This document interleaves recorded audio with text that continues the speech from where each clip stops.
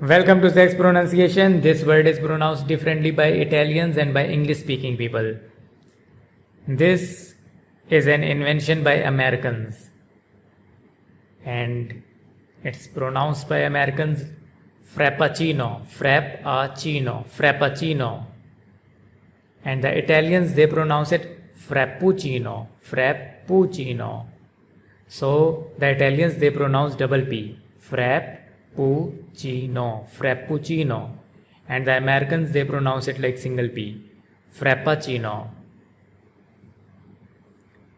So this word frappuccino, it sounds Italian, but this drink is Starbucks style drink. It's not an Italian invention, it's an American invention.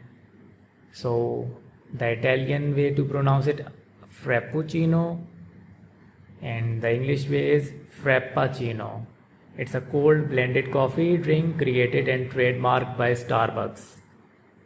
Thanks for watching the video. Please like and subscribe Zack's pronunciation for more pronunciation videos.